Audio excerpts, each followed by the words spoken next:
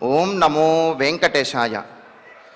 ప్రాతశ్రయే శృతినితాం రఘునాథమూర్తిం నీలాంబదోత్పలసితేతరరత్ననీలాం ఆముక్తమౌక్తిక విశేష విభూషణాఢ్యాం ధ్యేయాం సమస్తమునిభిర్నిజభృత్యముఖ్యైః. వేదములచే స్తుతింపబడువాడు, నీలి కలువల వలె కోమలమైనటువంటి శరీరము గలవాడు, ముత్యపు మాలలచే అలంకరింపబడినటువంటి వాడు, మునులు భృత్య శ్రేష్ఠులచే ధ్యానింపబడివాడు అయినటువంటి శ్రీరామచంద్రునికి నమస్కరిస్తూ, తదభిన్న స్వరూపుడైనటువంటి ఆ శ్రీనివాసుని యొక్క దయా విశేషం చేత సమస్త మానవాళికి ధర్మ తత్పరతను సకల కార్యసిద్ధిని చేకూర్చాలన్నటువంటి సంకల్పంతో తిరుమల తిరుపతి దేవస్థానం వారు నిర్వహిస్తున్నటువంటి శ్రీమద్ రామాయణం అయోధ్యాకాండ ప్రవచన పారాయణ కార్యక్రమంలో నేటికి మనం 341వ రోజులకు ప్రవేశించాం. ఈ కార్యక్రమంలో ముందుగా అన్నమాచార్యుల వారి సంకీర్తనైనటువంటి రాముడిదే లోకాభిరాముడితడు అనేటటువంటి సంకీర్తనను శ్రీమతి డాక్టర్ ఏ విజయలక్ష్మి గారు, అన్నమాచార్య ప్రాజెక్టు కళాకారులు, వారి బృందం యొక్క సహకారంతో ఆలపిస్తారు. శ్రవణం చేద్దాం. ఓం నమో వెంకటేశాయ.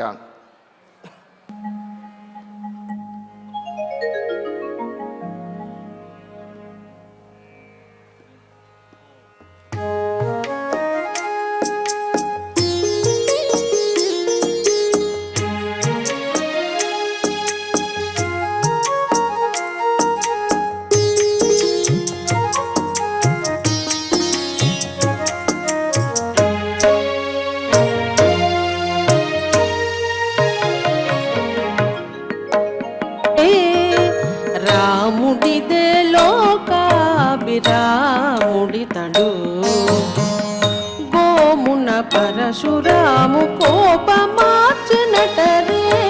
రాముడిదే లోకాభిరాముడితడు గోమున పరశురాము కోపమార్చినటరే. రాముడిదే లోకాభిరాముడితడు.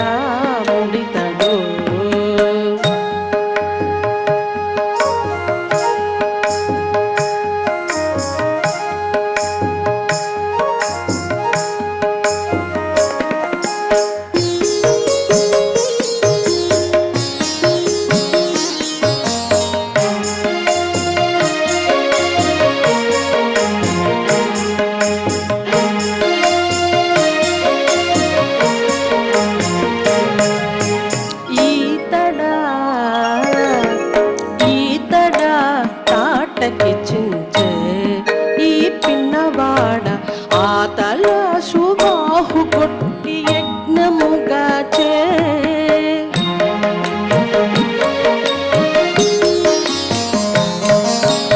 ఈతడ తాటకి చించే ఈ పిన్నవాడ ఆతల సుబాహు కొట్టి యజ్ఞముగా చే.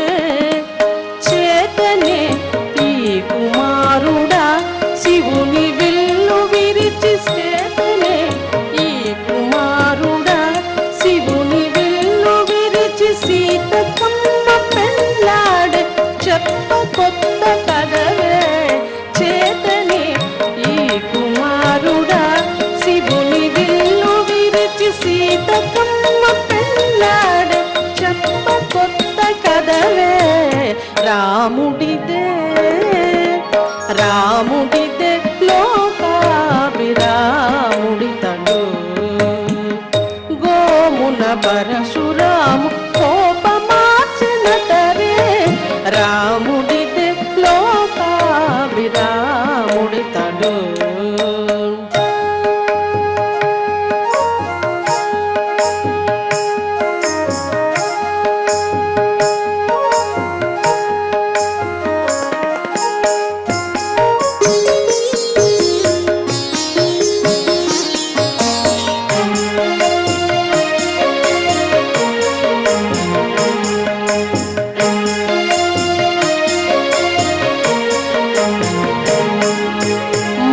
కౌసల్య కొడుక మాయా మృగమునేసి ధనుజుల విరాదుని తా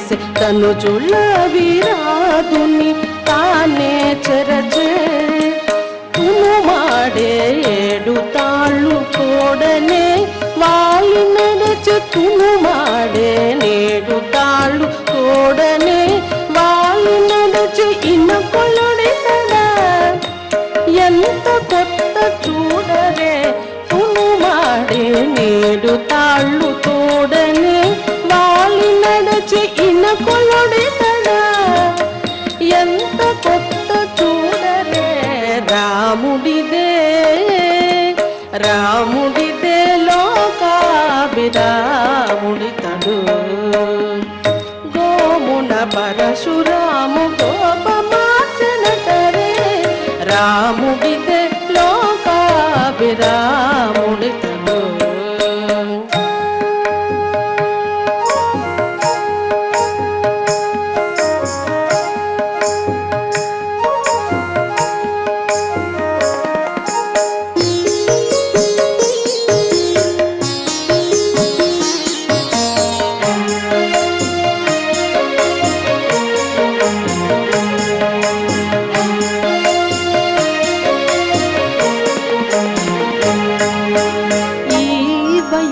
తానే ఎక్కువ జలది గట్టి రావణు చంపి సీత మరల తెచ్చను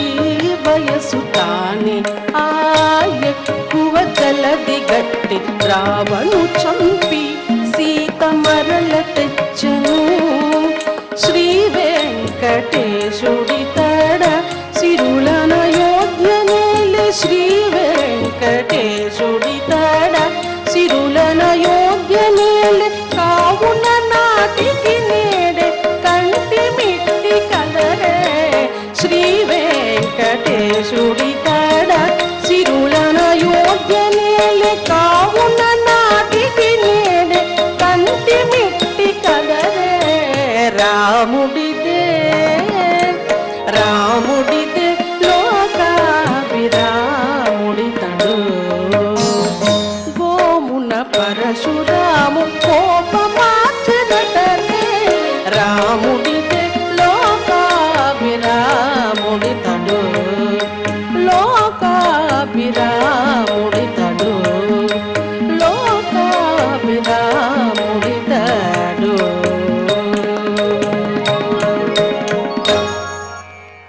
సంకీర్తనను ఎంతో చక్కగా శ్రవణం చేశాం. ఇక ఇప్పుడు శ్రీ గురు ధ్యానపూర్వకంగా సంకల్ప వాక్యాలను అందరము కలిసి పలుకుతూ ఈ కార్యక్రమాన్ని ప్రారంభం చేసుకుందాం. శ్రీ గురు ధ్యానం గురుర్బ్రహ్మా గురుర్విష్ణు గురుర్దేవో మహేశ్వరః గురుః సాక్షాత్ పరం బ్రహ్మ తస్మై శ్రీ గురవే నమః. శ్రీనివాస ధ్యానం శ్రీ వెంకటాద్రినిలయః కమలాకాముకః పుమాన్ అభంగుర విభూతిర్నః తరంగయతు మంగళం. అథ సంకల్పః శ్రీమదాదివరాహ క్షేత్రే విరాజమానస్య శ్రీ పద్మావతీ జానేః అఖిలాండకోటి బ్రహ్మాండ నాయకస్య శ్రీరామచంద్ర రూపాంతరస్య భగవతః శ్రీ వెంకటేశ్వర స్వామినః సన్నిధౌ హనుమత్ సీతా లక్ష్మణ భరత శత్రుఘ్న పరివార సమేత శ్రీరామచంద్ర పరబ్రహ్మణః పరిపూర్ణానుగ్రహేణ అస్మిన్ భువనే సమస్తాభివ్యాధీనాం నివారణార్థం భారతవర్షే విద్యా విత్త వాణిజ్య కృషి వైద్య వైజ్ఞానిక దేశరక్షణాదిరంగేషు విద్యమానానాం ఆస్తికమహాజనానాం సర్వేషాం సకుటుంబానాం ఆయురారోగ్యైశ్వర్య సద్బుద్ధీత్యాది సర్వశుభఫలప్రాప్త్యర్థం ధర్మాచరణద్వారా శ్రీరామరాజ్యస్య పునర్వ్యవస్థాపనార్థం ఉద్యోగార్థినాం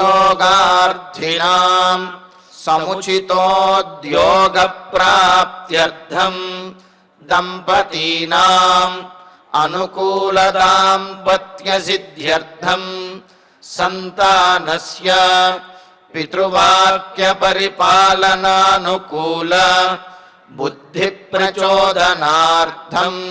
సకలకార్యసిద్ధ్యర్థం గోసంరక్షణార్థం చ శ్రీమద్వాల్మీకి రామాయణే అయోధ్యాకాండే యథాశక్తి శ్లోకం వ్యాఖ్యానపురస్సరం 40 సర్గశ్లోకపారాయణం తథా శ్రీధన్వంతరి మంత్రపారాయణం చ అన్యోన్యసాహాయ్యేన ఆచార్యముఖేన కరిష్యామహే. శ్రీవాల్మీకి ప్రార్థనా. కూజంతం రామ రామేతి మధురం మధురాక్షరం ఆరుహ్య కవితాశాఖాం వందే వాల్మీకి కోకిలం. శ్రీ ఆంజనేయ ప్రార్థనా. మనోజవం మారుతతుల్యవేగం జితేంద్రియం బుద్ధిమతాం వరిష్టం వాతాత్మజం వానరయూధముఖ్యం శ్రీరామదూతం శిరసా నమామి. శ్రీరామాయణ ప్రార్థనా. వాల్మీకి గిరి సంభూత రామసాగరగామిని పునాతి భువనం పుణ్యా రామాయణ మహానది. శ్రీరామ ప్రార్థనా. అయోధ్యాఖ్యేతు గుర్వర్ధే త్యక్త్వా రాజ్యం గిరౌ వసన్ పాదుకే భరతాయాదాత్ స రామః శరణం మమ. శ్రీరామచంద్ర పరబ్రహ్మణే నమః. అథ శ్రీమద్ రామాయణే ఆదికావ్యే అయోధ్యాకాండే 40 సర్గః. శ్రీమన్నారాయణ చరణౌ శరణం ప్రపద్యే. శ్రీమతే నారాయణాయ నమః. శ్రీరామాయ నమః.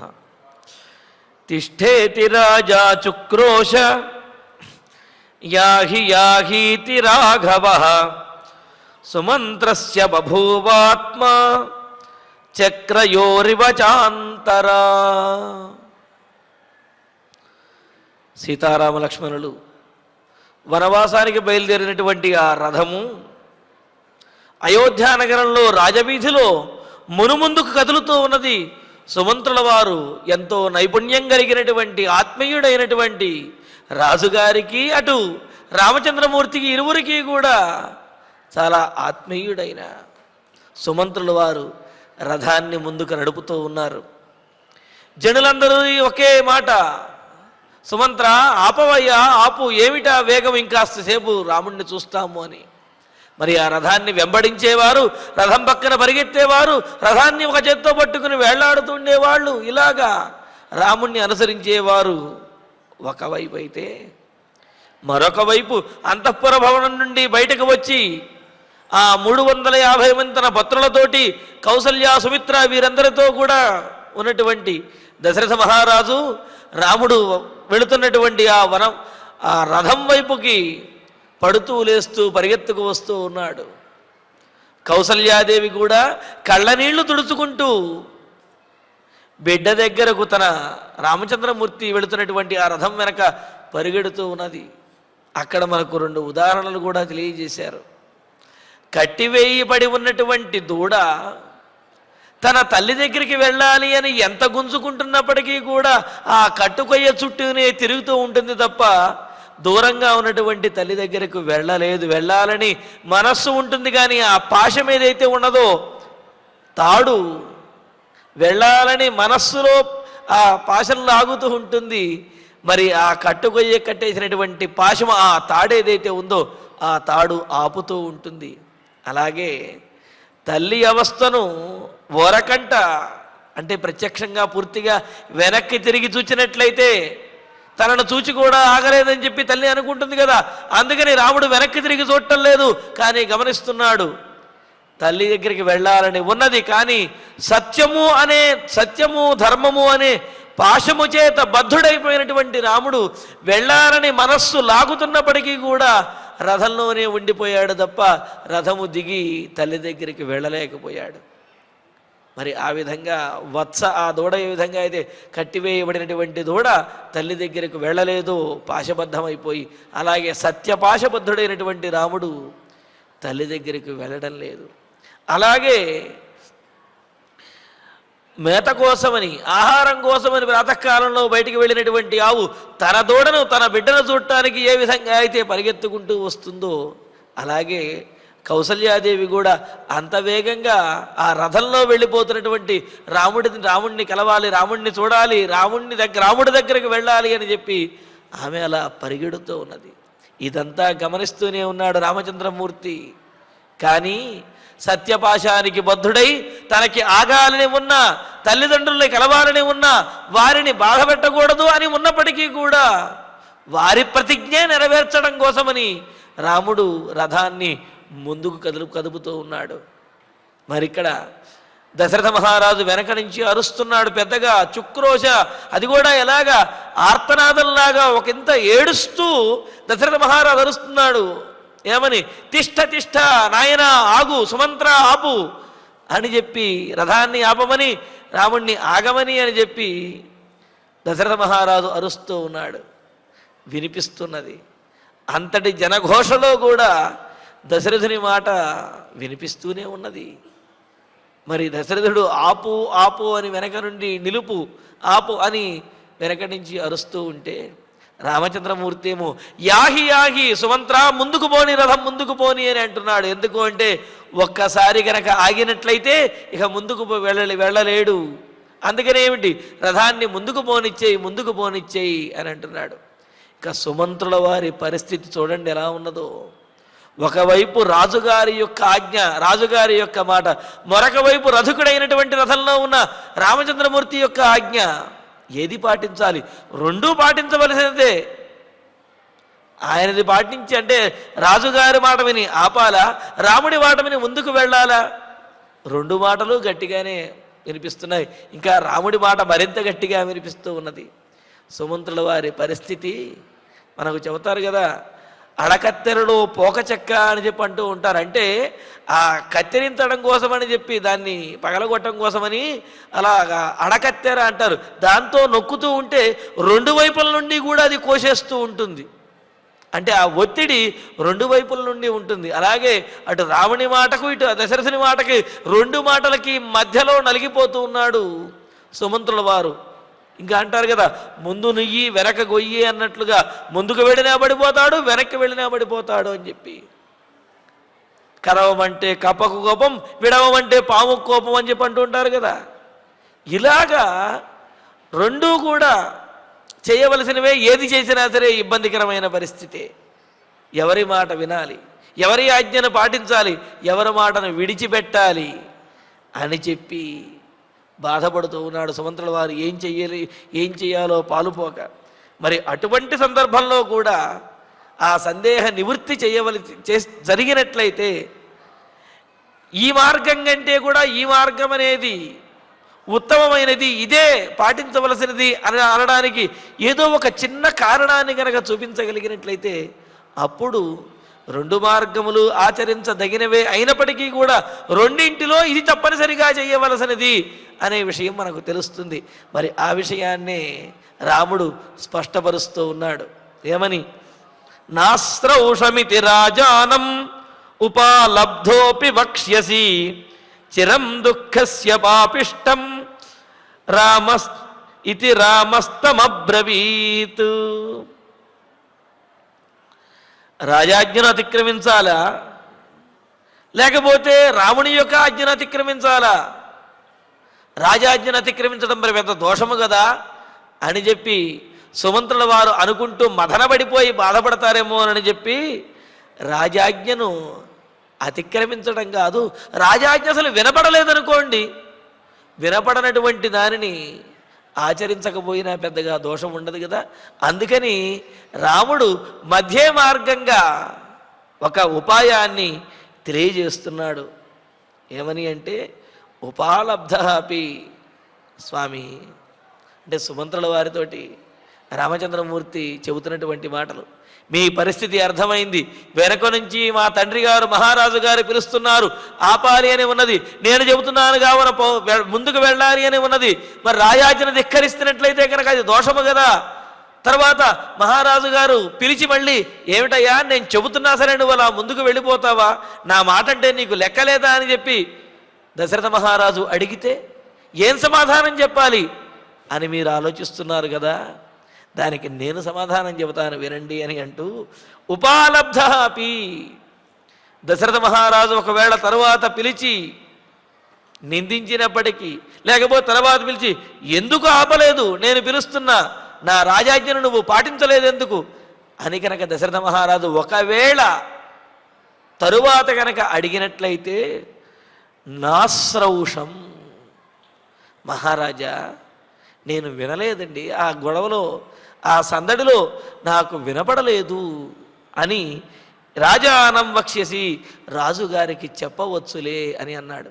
ఇక్కడ మనకు అనేక సందేహాలు వస్తాయి, ఆ సందేహాలంటికి నివృత్తి మనం చేసుకుందాం.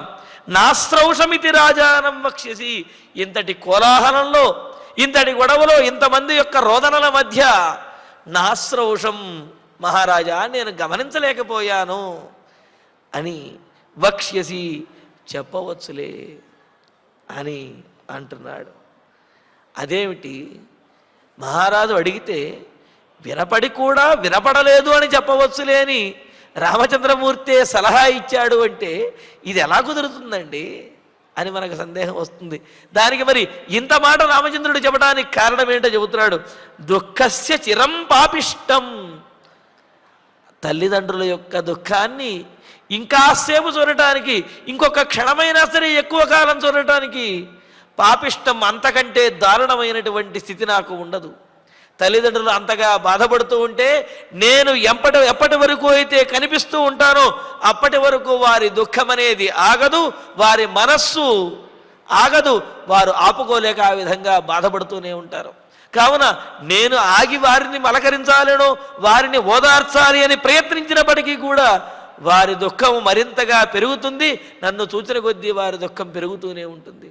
అందుకనే దుఃఖస్య, ఇప్పుడు మా తల్లిదండ్రులు అనుభవిస్తున్నటువంటి దుఃఖం ఏదైతే ఉందో చిరం, ఇంకా ఎక్కువసేపు ఎక్కువ కాలము, పాపిష్టం, అది సహించలేనటువంటిది, అది నేను భరించలేనటువంటిది. నేను ఎంతసేపు ఉంటే అంతసేపు వాళ్ళు అలా బాధపడుతూ ఉంటారు, ఎక్కువసేపు నేను ఇక్కడే ఉండి వారిని ఎక్కువ నేను బాధ పెట్టడం అనేది అంతకంటే దారుణమైనటువంటిది వేరే ఏదీ లేదు.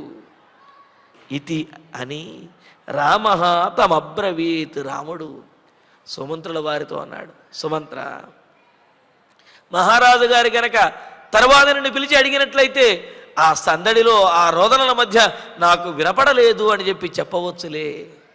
ఎందుకు అంటే ఇంకా ఇక్కడే ఉండి తల్లిదండ్రులకి బాధను ఇంకా పెంచడం అనేది, వారి బాధను నేను చూడటం అనేది అంతకంటే దారుణమైనది లేదు, అంతకంటే నేను సహించలేను, భరించలేను, ఇంకా నాకు అంతటి శక్తి లేదు.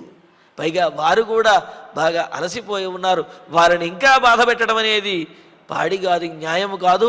కావున ఆపద్ధర్మంగా ఈ విధంగా చెప్పవచ్చునులే, కావున ముందుకు పోని అని చెప్పి రామచంద్రమూర్తి సుమంత్రుల వారితో ఆ సారథితోటి సుమంత్రుడితో అంటూ ఉంటే సుమంత్రుల వారు కూడా ఆలోచిస్తున్నారు.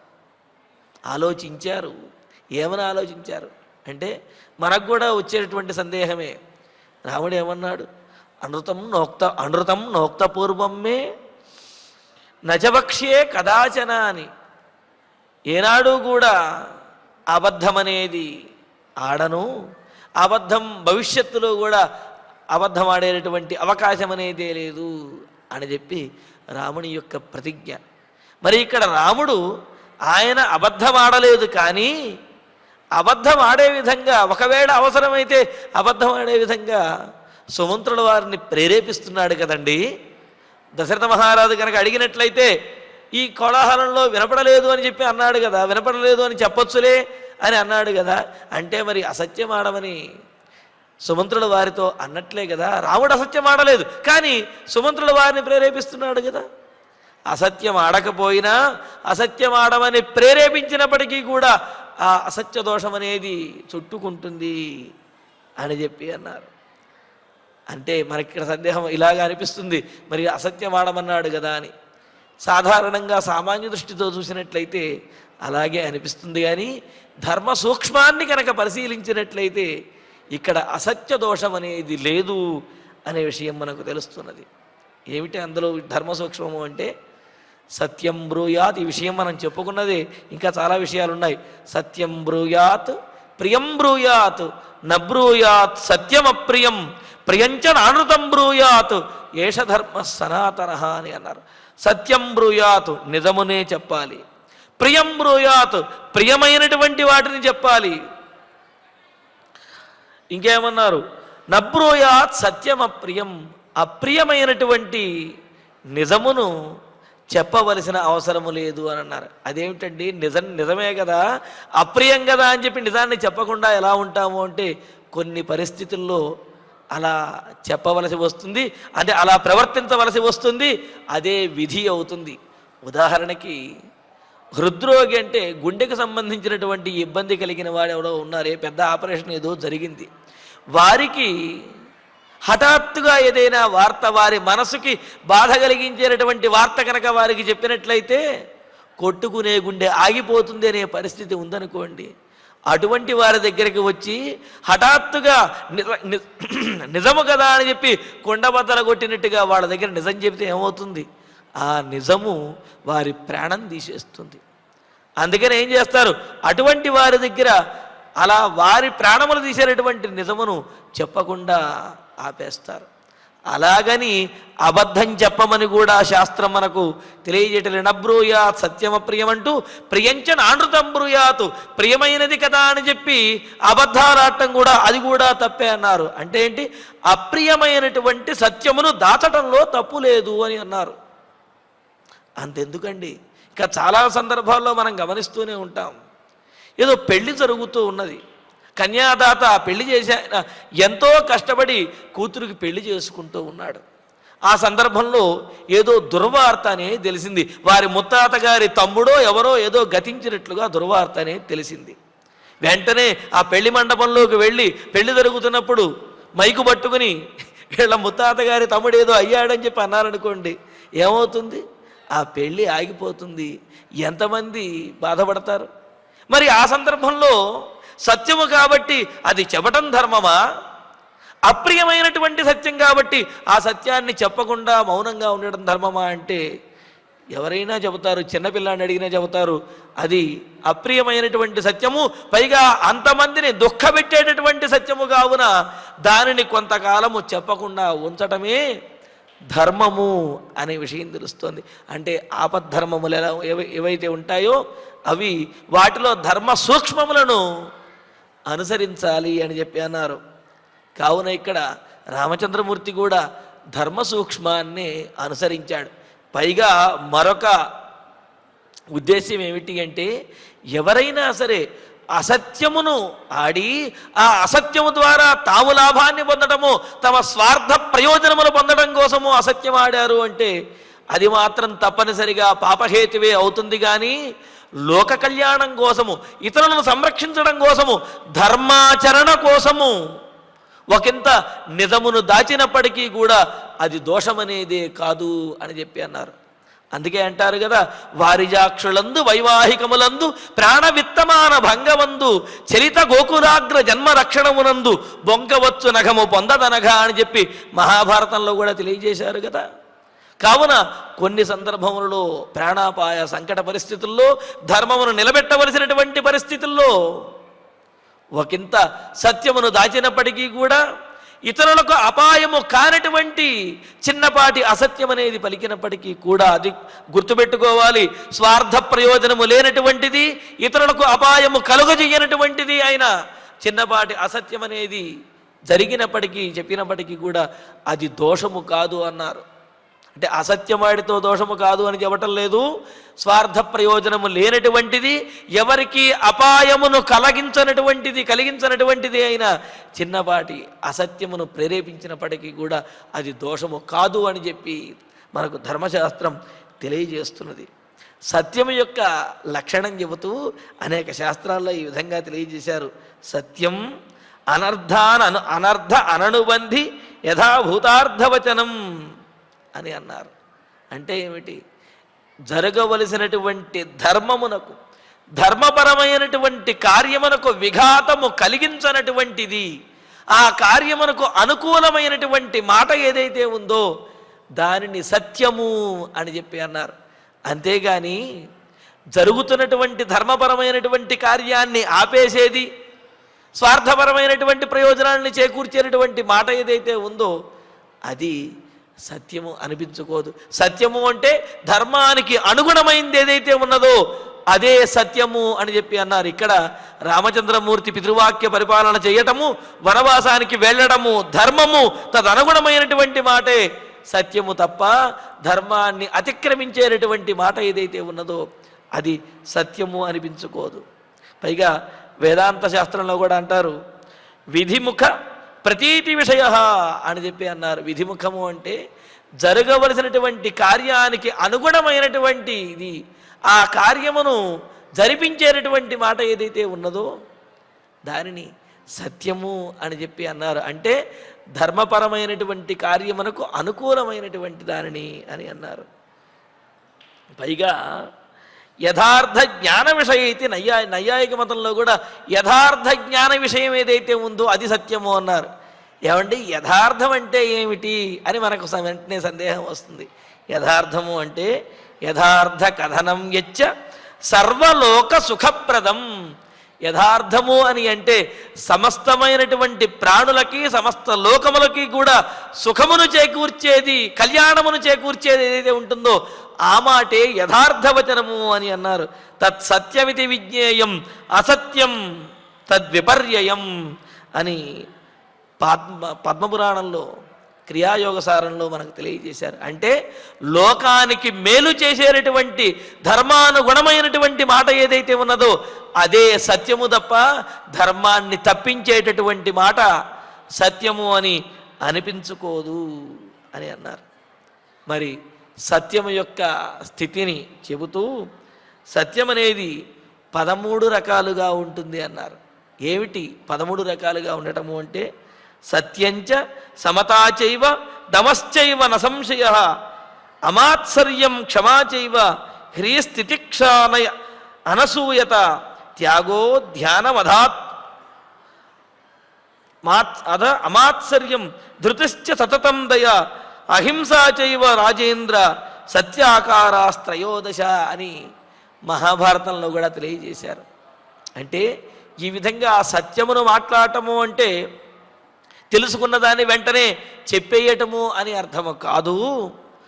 అందులో ఉన్నటువంటి ధర్మాధర్మములను విచారించి చెప్పటము, పైగా అక్కడ ధర్మం తప్పకుండా ఉండటం అనేది తదనుగుణమైనటువంటి మాటనే సత్యంగా తెలియజేస్తూ మాత్సర్యం లేకుండా ఉండటం, లేకపోతే ఇంకా ఇంకోటి క్షమాగుణాన్ని కలిగి ఉండడం, త్యాగబుద్ధిని కలిగి ఉండడం, అదేవిధంగా తాను నమ్మినటువంటి ధర్మానికి కట్టుబడి ఉండడం, ధైర్యంగా ఉండడం, ఈ విధంగా 13 లక్షణాలు సత్యానుగుణమైనటువంటి సత్య లక్షణాలు తెలియజేశారు. ఈ లక్షణములతో కూడినటువంటిది ఏదైతే ఉందో దానిని సత్యమే అని చెప్పి అనాలి అన్నారు. ఇక్కడ రామచంద్రుడు తాను ఆచరిస్తున్నటువంటి ధర్మానికి కట్టుబడి ఉన్నాడు. ఆ ధర్మానికి అనుగుణమైనటువంటి మానసికమైనటువంటి ధైర్యాన్ని కలిగి ఉన్నాడు. ఆ ధర్మానికి అనుగుణమైనటువంటి త్యాగబుద్ధిని కలిగి ఉన్నాడు. ఆ ధర్మానికి అనుగుణమైనటువంటి అమాత్సర్యం, ఇది నేను పొందాలి, ఇది నాకు కావాలి అనే బుద్ధి లేకుండా త్యాగంతో ఉన్నాడు. ఇది నాది అనే బుద్ధి లేకుండా, అంటే ఇది నాది అనే ఆలోచన లేకుండా ఆయన త్యాగబుద్ధితోటి ఉన్నాడు. కావున ఇటువంటి ధర్మపరమైనటువంటి ఆలోచనతో ఉండి చెప్పినటువంటి మాట ఏదైతే ఉంటుందో అది సత్య వ్యతిరేకం అనేది కానే కాదు అని మనకు ధర్మశాస్త్రాలు తెలియజేస్తున్నాయి. పైగా మనకు శబ్దకలపత్రం మొదలైనటువంటి నిఘంటు గ్రంథములలో కూడా సత్యము అని అంటే ఇతరులని ఇబ్బంది పెట్టనటువంటి స్వార్థరహితమైనటువంటి మాట ఏదైతే ఉన్నదో అది సత్యము అని చెప్పి అన్నారంటే ఇతరులను ఇబ్బంది పెట్టనటువంటిది, స్వార్థము లేనటువంటిది అయిన మాటను సత్యముగా తెలియజేశారు. ఇక్కడ రామచంద్రమూర్తి మాట ఏమిటి? సుమంత్రుల వారితోటి, సుమంత్ర, ఒకవేళ తరువాత కనుక తండ్రి గారు పిలిచి ఎందుకు ఆపలేదయ్యా అని అన్నట్లయితే కనుక కోలాహలంలో వినిపించలేదు అని చెప్పచ్చు అన్నాడు. ఇలా వినిపించలేదు అని చెప్పటం ద్వారా ఎవరికి అపాయం అనేది లేనే లేదు. రాముడికి స్వార్థ ప్రయోజనం అనేది అసలుడే లేదు. పైగా తన తండ్రి మాటను పితృవాక్య పరిపాలన చేసేటటువంటి ధర్మానికి అనుకూలమైనటువంటి వ్యవహారం ఇది. కావున ఇందులో అసత్య దోషం అనేది ఏమాత్రమూ లేదు అని తెలియజేస్తున్నాడు. పైగా అంతటి కోలాహలంలో వినిపించలేదు అని చెప్పినట్లయితే దశరథ మహారాజు ఆయన ఏమీ బాధపడడు, ఆయనకు కలిగేటటువంటి అపాయము కూడా ఏమీ ఉండదు. ఈ మాట చెప్పడం వల్ల సుమంత్రుల వారికి కానీ రాముడికి కానీ ప్రత్యేకమైనటువంటి స్వార్థ ప్రయోజనం లాభము కూడా ఏమీ లేదు, కేవలం ధర్మాచరణ మాత్రమే. ఇంకొద్దిగా ముందుకు వెళ్ళి ఆలోచించినట్లయితే అసలు సుమంత్రుల వారికి అసత్యమాడవలసినటువంటి పరిస్థితే రాదు అని కూడా రామచంద్రమూర్తి పూర్తిగా విశ్వసిస్తున్నాడు. అయితే ఆ సందర్భంలో సుమంత్రుల వారిని సమాధానపరచడం కోసం ఈ మాట చెప్పాడు. కానీ ఎందుకు అంటే దశరథుడు సుమంత్రుల వారిని ఆ తర్వాత పిలిపించి నువ్వు ఎందుకు నాకు నేను చెప్పినా ఆగలేదు అని చెప్పి దశరథుడు అడుగుతాడా? సుమంత్రుల వారి మీద దశరథుడికి నమ్మకం లేదా? పూర్తి నమ్మకం ఉంది కదా, ఆత్మీయుడు కదా. కావున దశరథ మహారాజు సుమంత్రుల వారిని నిలదీసేటటువంటి పరిస్థితి అనేదే రాదు అనే విషయం రామచంద్రమూర్తికి తెలుసు. అందుకనే అటువంటి పరిస్థితి సుమంత్రుల వారికి రాదు. అసలు ఏ సమాధానం చెప్పవలసినటువంటి పరిస్థితే రానప్పుడు అబద్ధమాడవలసినటువంటి అవసరం ఎందుకు వస్తుంది? అయితే ఇప్పుడు సుమంత్రుల వారిని సమాధానపరచాలి కాబట్టి ఈ విధంగా రామచంద్రమూర్తి చెప్పాడనమాట. పైగా తన ధర్మాన్ని మానుకుని అయినా సరే తండ్రి ధర్మాన్ని నిర్వర్తించడం అనేది కుమారుడి యొక్క లక్షణము అని చెప్పి మనకు ధర్మశాస్త్రాలు తెలియజేస్తూ ఉన్నాయి. ఎందుకు అంటే తండ్రి ఇచ్చినటువంటి మాట, తండ్రి కైకేయి దేవికి ఇచ్చినటువంటి మాట నిలబెట్టాలి. ఆ మాట నిలబెట్టవలసినటువంటి బాధ్యత ఎవరిది? కుమారుడిగా రామచంద్రుడిది. తండ్రి మాట వినవలసినటువంటి బాధ్యత కూడా ఉన్నది. ఇటు రథం ఆపమన్నాడు కదా అని చెప్పి ఇది కూడా రామచంద్రమూర్తిదే బాధ్యత.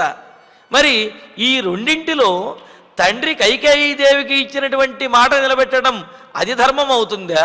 లేకపోతే ఆ ధర్మానికి విఘాతాన్ని కలుగజేసినటువంటి తండ్రి రథాన్ని ఆపు అని చెప్పినటువంటి మాట వినడంలో ధర్మం ఉంటుందా అంటే నిస్సందేహంగా చెప్పవచ్చు. తండ్రి కైకేయి దేవికి ఇచ్చినటువంటి మాటను నెరవేర్చడంలో, తండ్రి ప్రతిజ్ఞను నెరవేర్చడమే రామచంద్రమూర్తి యొక్క ప్రథమ కర్తవ్యము అని తెలియజేస్తున్నాడు. దానికి ఉదాహరణ కూడా చాలా స్పష్టంగా తెలియజేస్తున్నాడు. తండ్రి కొడుకులు ఇద్దరూ కూడా అనుష్ఠాన పరులే. గొప్పగా చక్కగా తమ నిత్యకర్మానుష్ఠానాన్ని విడవకుండా ప్రతిరోజు చేసేటటువంటి వారే. మరి ఒక రోజున తండ్రి గారికి అనారోగ్యం వచ్చింది. ఆయన అనుష్ఠానం చేయలేనటువంటి, ఆ జపం చేసుకోలేనటువంటి, సంధ్యావందనం చేయలేనటువంటి స్థితిలో ఉన్నాడు. మరి అది కనుక ఆపినట్లయితే తండ్రి గారికి దోషం వస్తుంది. మరి కుమారుడు కూడా అదే సమయంలో సంధ్యావందనం చేయాలి కదా. మరి ఇప్పుడు కుమారుడు తాను చేసుకోవలసినటువంటి ఆ నిత్యకర్మానుష్ఠానాన్ని ఆచరించాలా, లేకపోతే తన తండ్రి చేయలేకపోతున్నాడు కావున తన తండ్రిని ఉద్దేశించి తండ్రి గారి కోసం తండ్రి చేయవలసినటువంటి అనుష్ఠానాన్ని ఆయన పేరు చెప్పి తాను ఆచరించాలా అంటే ఇక్కడ చూడండి, తన అనుష్ఠానాన్ని తాను చేసుకుంటూ వెళ్ళినట్లయితే తన అనుష్ఠానం తనకుంటుంది, కానీ తండ్రికి చేయవలసినటువంటి సేవ అది అతిక్రమించినట్లు అవుతుంది. పోనీ అలా కాకుండా తన అనుష్ఠానాన్ని విడిచిపెట్టేసి తండ్రి గారి పేరు చెప్పి ఆయన చేయవలసినటువంటి అనుష్ఠానాన్ని చేసినట్లయితే తండ్రి గారికి మంచి జరుగుతుంది, కానీ తాను చేయవలసినటువంటి అనుష్ఠానానికి కాలాతిక్రమణం అవుతుంది. మరి ఇప్పుడు ఏం చెయ్యాలి అంటే అక్కడ ధర్మశాస్త్రంలో చాలా స్పష్టంగా తెలియజేశాడు. కుమారుడు తాను చెయ్యవలసినటువంటి అనుష్ఠానాన్ని పక్కన పెట్టి అయినా సరే తండ్రి గారి యొక్క అనుష్ఠానాన్ని తండ్రి గారు నిర్వర్తించవలసినటువంటి ధర్మాన్నే మొదటగా ఆచరించాలి అని అన్నారు. అప్పుడు ఏమవుతుంది, తండ్రి గారు చేయవలసినటువంటి అనుష్ఠానాన్ని ఆ ధర్మాన్ని ఆచరించి ఆయన ఆచరిస్తాడు. మరి అలా ఆచరించడం వల్ల ఈయన చేయవలసినటువంటి ధర్మం అతిక్రమించబడింది కదండి, కాలాతీతం అయింది కదండి అంటే ఆ తరువాత ఆచరించుకోవచ్చును, తద్వారా కాలాతీత దోషం అనేదే లేదు అని చెప్పి అన్నారు. అంటే ఏమిటి, తండ్రి కోసం చేసినటువంటి ధర్మము కోసం చేసినటువంటి కాలాతిక్రమణం ఏదైతే ఉన్నదో, తన అనుష్ఠానంలో చేసినటువంటి కాలాతిక్రమణము అది దోషకరము కాదు, పైగా తండ్రి కోసం చేసినటువంటి దానివల్ల పుణ్యమే అవుతుంది అని మనకు ధర్మశాస్త్రాలు చాలా స్పష్టంగా తెలియజేస్తున్నాయి. అంటే ఏమిటి, తన ధర్మము కంటే కూడా తన తండ్రి ధర్మాన్ని, తన తండ్రి కోసం ధర్మాన్ని ఆచరించడంలోనే ఉత్కృష్ట శ్రేష్టత్వం అనేది ఉన్నది అని తెలుస్తున్నది. కావున రామచంద్రమూర్తి తన తండ్రి ధర్మాన్ని ఆచరించడం కోసమే, తన తండ్రి ప్రతిజ్ఞను నెరవేర్చడం కోసమే రథాన్ని ముందుకు పోని అని చెప్పి అంటున్నాడు, తండ్రి రథాన్ని ఆపమంటున్నప్పటికీ కూడా. కావున ఇక్కడ రామచంద్రమూర్తికి కానీ లేకపోతే రామచంద్రమూర్తి ద్వారా ప్రేరేపించబడ్డాడు కావున సుమంత్రుల వారికి కానీ అసత్య దోషము అంటేటటువంటి అవకాశం అనేది లేదు అని చెప్పి తెలియజేస్తున్నారు. అందుకనే ఈ ధర్మ సూక్ష్మం అనేది తెలిసినటువంటి వాడు కావుననే సుమంత్రుల వారు కూడా మనసును సమాధానపరుచుకుని వెనకాల మహారాజు గారు పిలుస్తున్నప్పటికీ కూడా ఇక్కడ రథంలో ఉన్నటువంటి రామచంద్రమూర్తి మాట పాటించడమే ధర్మము, ఈ మాట పాటించడం ద్వారానే పరిపూర్ణమైనటువంటి ధర్మం అనేది ఆచరించబడుతుంది అని ధర్మ సూక్ష్మం తెలిసినటువంటి సుమంత్రుల వారు కూడా రథాన్ని ఒడివడిగా ముందుకు కదుపుతూ ఉన్నారు. మరి ఇక్కడ రామచంద్రమూర్తి ఏమంటున్నాడు, సుమంత్ర రథాన్ని ముందుకు పోనీయండి, ఇంకా ఇక్కడే ఉండి తల్లిదండ్రులకి బాధ కలిగించి ఆ బాధను నేను చూడలేను, ఒకవేళ తరువాత అడిగినట్లయితే ఈ కోలాహలంలో వినపడలేదని చెప్పవచ్చును అని చెప్పి అన్నారు. అయితే అటువంటి అంటే దశరథ మహారాజు ఆ తరువాత సుమంత్రుల వారిని అడిగి సుమంత్రుల వారు నాకు వినిపించలేదు అని కనుక చెప్పినట్లయితే అప్పుడేమైనా అసత్యదోషం, అప్పుడు కూడా అసత్యదోషం లేదు అనేదే మనకు ధర్మశాస్త్రాల ద్వారా తెలుస్తున్నది. కానీ అటువంటి పరిస్థితే రానప్పుడు, అటువంటి పరిస్థితే లేనప్పుడు ఇక్కడ అసత్య దోషానికి అవకాశం అనేదే లేదు అనే విషయం కూడా మనం చక్కగా తెలుసుకున్నాము. మరి ఈ విధంగా సుమంత్రుల వారు రథాన్ని ముందుకు కదుపుతూ ఉన్నారు. రామస్య స వచః కుర్వన్ అనుజ్ఞాప్య చ తం జనం వ్రజతోపి హయాన్ శీఘ్రం చోదయామాస సారథి.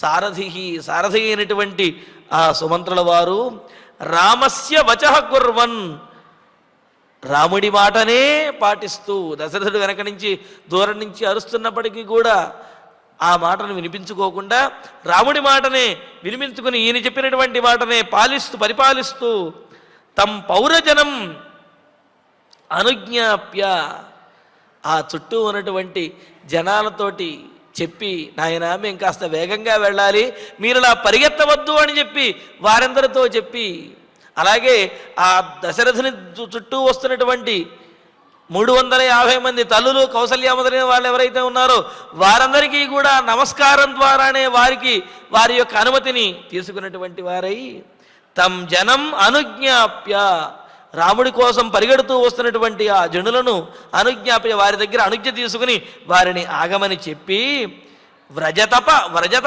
అభిహయాన్, వెళుతున్నటువంటి ముందుకు కదులుతున్నటువంటి ఆ గుర్రములనే శీఘ్రం చోదయామాస, మరింత వేగంగా వెళ్ళడానికి వాటిని ప్రేరేపిస్తూ ఆ గుర్రములను ముందుకు నడుపుతూ ఉన్నాడు సుమంత్రుల వారు.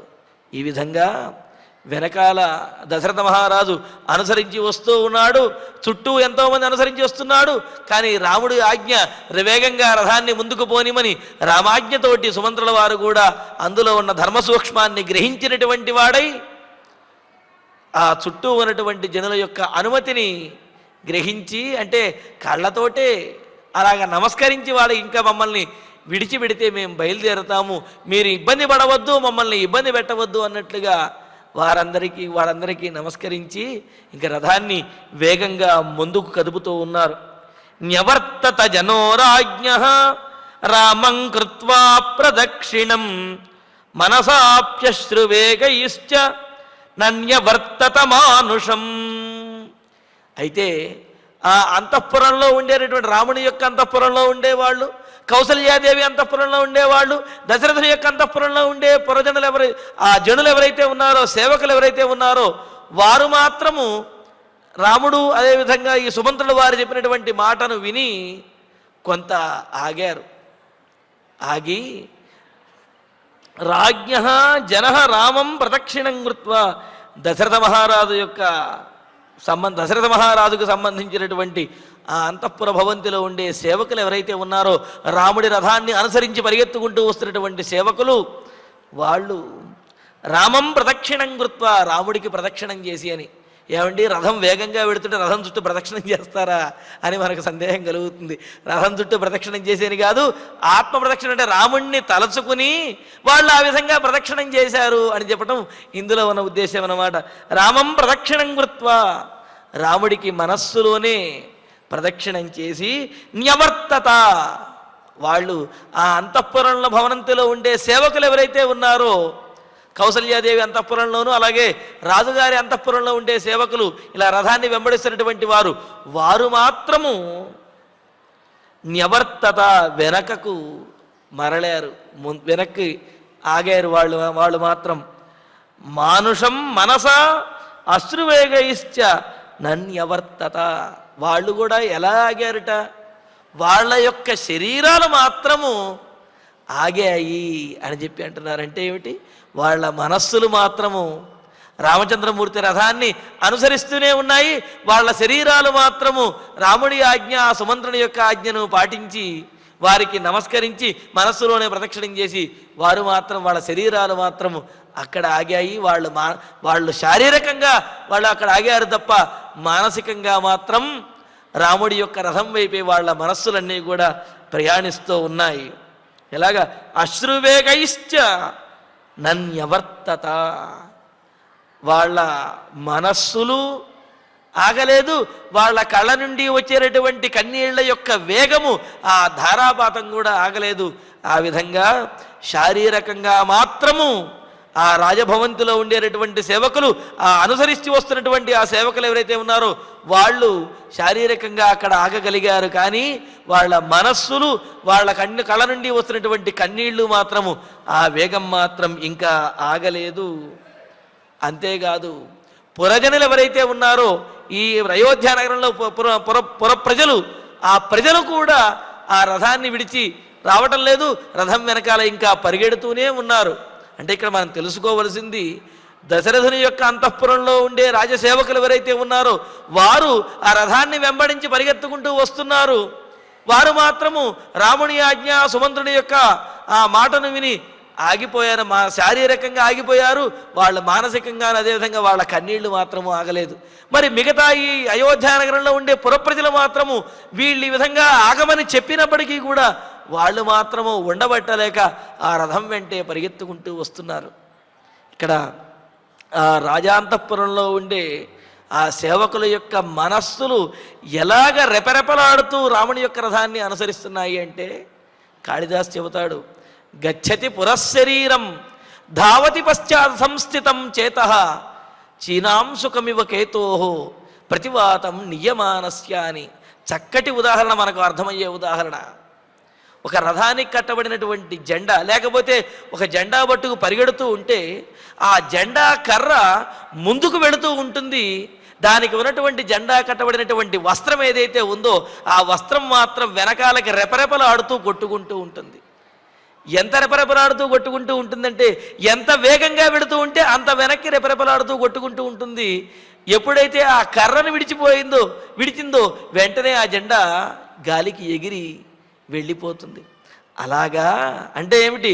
జెండా కర్ర ముందుకు వెళుతున్నా ఆ కర్రకు కట్టబడినటువంటి వస్త్రము వెనుకకే రెపరెపలాడుతూ కొట్టుకుంటున్నట్లుగా మహారాజు యొక్క అంతఃపుర సేవకులు ఎవరైతే ఉన్నారో ఆ సేవకులు రాముని రథం నుండి వెనుకకు మరలి వస్తున్నప్పటికీ కూడా, రాముని రథం నుండి వారు దూరంగా జరుగుతున్నప్పటికీ కూడా వారి మనస్సు మాత్రము రాముడి రథం వైపే రెపరెపలాడుతూ కొట్టుకుంటూ, రాముడి రథం వైపే వాళ్ళ మనస్సులు, వాళ్ళ యొక్క ఆలోచనలు అన్నీ ఉన్నాయి. ఆ కన్నీళ్లు కూడా ఆగటం లేదన్నమాట.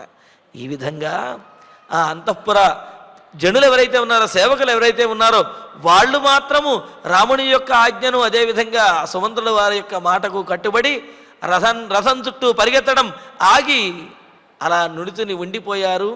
కానీ పురప్రజలు, అయోధ్యాపుర ప్రజలు ఎవరైతే ఉన్నారో వెంబడిస్తూ వస్తున్నటువంటి వారు మాత్రము ఆ రథాన్ని విడిచిపెట్టడం లేదు.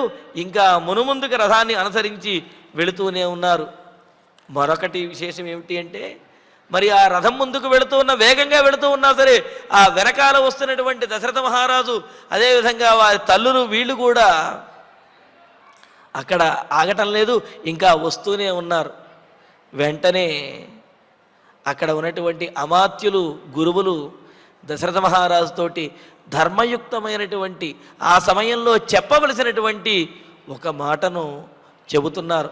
ఆ మాటతోటి దశరథ మహారాజు వెంటనే ఆగిపోతాడు. అంటే అంతమంది ఏడుస్తూ ఉన్నా, ఆ విధంగా రాముణ్ణి కలుసుకోవాలని పరిగెడుతూ ఉన్నప్పటికీ కూడా ఎవరు చెప్పినా ఆగనటువంటి దశరథ మహారాజు ఆ చుట్టూ ఉన్నటువంటి గురువులు, అమాత్యులు కూడా ఒక ధర్మయుక్తమైనటువంటి సందర్భోచితమైన ఒక మాట చెబుతారు. ఆ మాటతోటి దశరథ మహారాజు ఇక ముందుకు వెళ్ళటం ఆగిపోతాడు.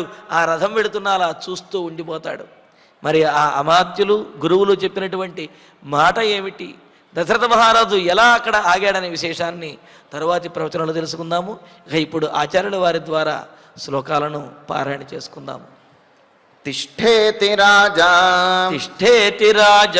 శుక్రోశా యాహి యాహీతి రాఘవః సుమంత్రస్య బభూవాత్మా చక్రయోః ఇవ చాంతరా నాశ్రౌషమితి రాజానం ఉపాలబ్ధోపి వక్ష్యసి చిరం దుఃఖస్య పాపిష్టం ఇతి రామః తమబ్రవీత్ రామస్య సవచః కుర్వన్ అనుజ్ఞాప్య చ తం జనం వ్రజతోపి అయాన్ శీఘ్రం చోదయామాస సారథిః న్యవర్తత జనో రాజ్ఞః రామం కృత్వా ప్రదక్షిణం మనసాపి అశ్రువేగైశ్చ నన్యవర్తత మానుషం యమిచ్చేత్ పునరాయాంతం నైనం దూరమనువ్రజేత్ ఇత్యమాత్యా మహారాజం ఊచుః దశరథం వచః ఇత్యార్షే శ్రీమద్ రామాయణే శ్రీమద్రామాయణే ఆదికావ్యే ఆదికావ్యే అయోధ్యాకాండే అయోధ్యాకాండే చత్వారింశే సర్గే చత్వారింశే సర్గే పంచశ్లోకాః పంచశ్లోకాః. ఫలశ్రుతి నుండి మంగళాంతం వరకు అందరము కలిసి పఠిద్దాం. ఫలశ్రుతి ఆయుష్యమారోగ్యకరం యశస్యం సౌభ్రాతృకం బుద్ధికరం సుఖం చ శ్రోతవ్యమేతన్నియమేన సద్భిః ఆఖ్యానమోజస్కరమృద్ధికామైః. శ్రీరామచంద్ర పరబ్రహ్మణే నమః. అథ ధన్వంతరి ధ్యానం అచ్యుతానంత గోవింద విష్ణో నారాయణామృత రోగాన్మే నాశయా శేషాన్ ఆశు ధన్వంతరే హరే. ఆరోగ్యం దీర్ఘమాయుష్యం బలం తేజోధియం శ్రియం స్వభక్తేభ్యోనుగృహంతం వందే ధన్వంతరిం హరిం. ధన్వంతరేరిమం శ్లోకం భక్త్యా నిత్యం పఠంతి యే అనారోగ్యం న తేషాం స్యాత్ సుఖం జీవంతి తే చిరం. ఓం నమో భగవతే వాసుదేవాయ ధన్వంతరయే అమృతకలశహస్తాయ వజ్రజలౌకహస్తాయ సర్వామయ వినాశనాయ త్రైలోక్యనాథాయ మహావిష్ణవే స్వాహా. ఓం వాసుదేవాయ విద్మహే సుధాహస్తాయ ధీమహి తన్నో ధన్వంతరి ప్రచోదయాత్. అథ నవగ్రహ ప్రార్థనా. ఆరోగ్యం పద్మబంధుర్వితరతు నితరాం సంపదం శీతరశ్మిః. భూలాభం భూమిపుత్రః సకలగుణయుతాం వాగ్విభూతిం చ సౌమ్యః. సౌభాగ్యం దేవమంత్రీ రిపుభయశమనం భార్గవః. శౌర్యమార్కిః దీర్ఘాయుః సైంహికేయః. విపులతరయశః కేతుః ఆచంద్రతారం. అరిష్టాని ప్రణశ్యంతు దురితాని భయాని చ. శాంతిరస్తు శుభం మేస్తు గ్రహాః కుర్వంతు మంగళం. అథ క్షమా ప్రార్థనా. యదక్షరపదభ్రష్టం మాత్రాహీనం చ యద్భవేత్ తత్సర్వం క్షమ్యతాం దేవా నారాయణ నమోస్తుతే. అథ భగవత్సమర్పణం. కాయేన వాచా మనసేంద్రియైర్వా బుద్ధ్యాత్మనా వా ప్రకృతే స్వభావాత్ కరోమి యద్యత్ సకలం పరస్మై నారాయణాయేతి సమర్పయామి. అథ మంగళం శ్రియః కాంతాయ కళ్యాణ నిధయే నిధయేర్ధినాం. శ్రీవేంకట నివాసాయ శ్రీనివాసాయ మంగళం.